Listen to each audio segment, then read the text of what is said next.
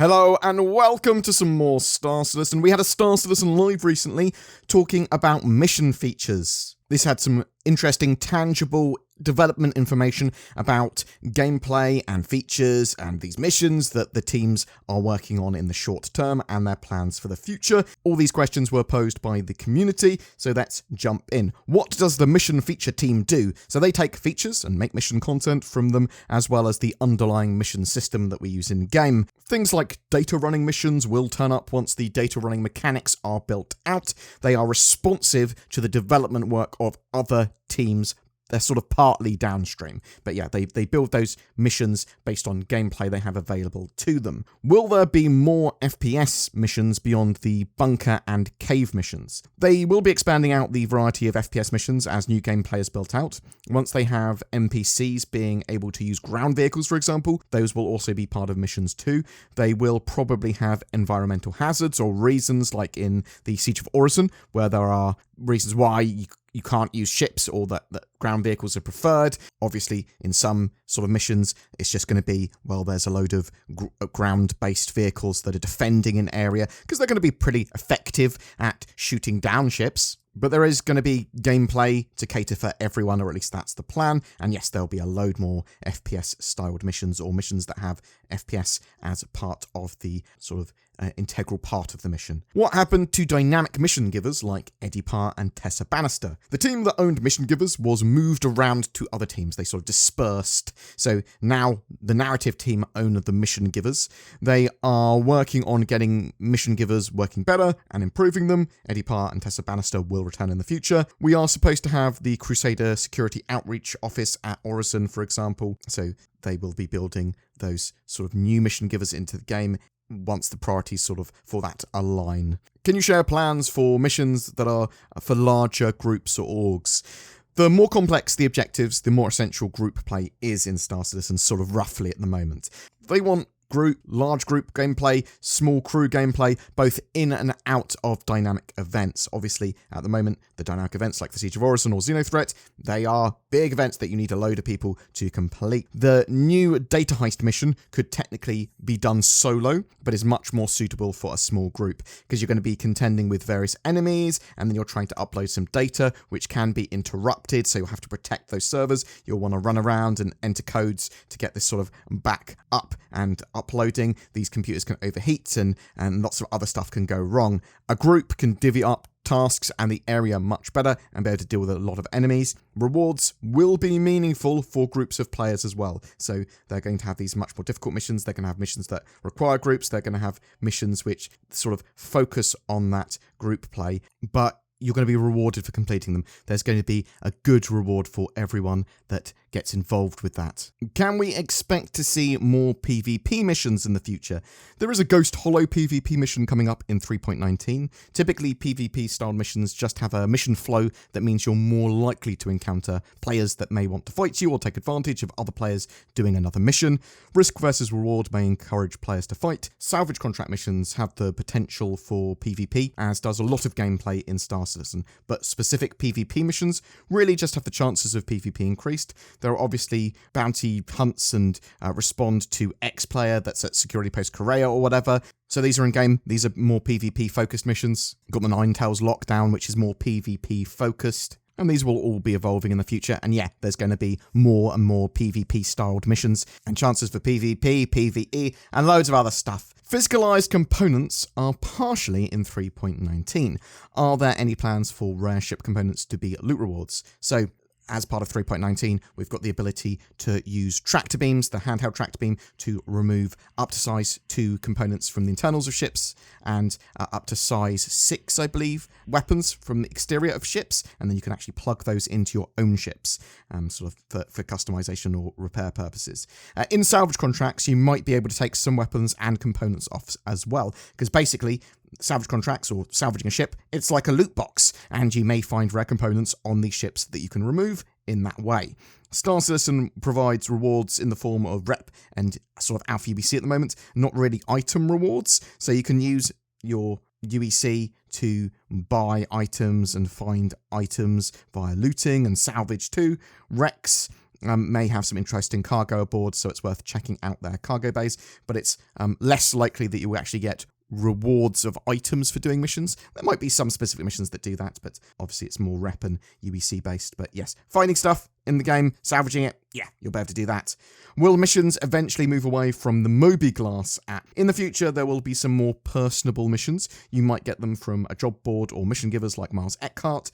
They want to build out some simple mission givers as well, giving you more diegetic organic quest opportunities as well. So you might be walking around and you actually see someone sort of asking for help, or you at a bar, you might get someone asking you to go off and do something for them. However, the Moby-Glass is the core of mission tracking and your PDA, so you won't be able to get away from that aspect of it. What are the plans for more lawful mission givers? Because most of the mission givers at the moment are either unlawful or grey area missions. So the morally grey area mission givers allow for gameplay for a larger range of players, which is why they sort of put them in first, it seems.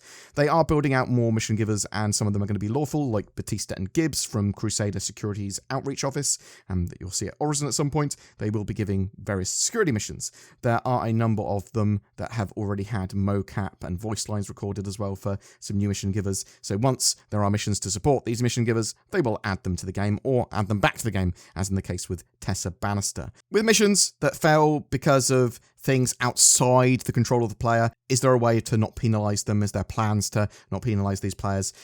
So they don't want to bury bugs. Eventually, the game, when released, shouldn't have any issues or bugs, or people shouldn't encounter them very often at all. But in the medium term, they need data for when things break. So when missions don't work properly, when you get penalised because your computer crashed or whatever, and it thinks that you've left the mission and not completed it. That's sort of part of the alpha, unfortunately.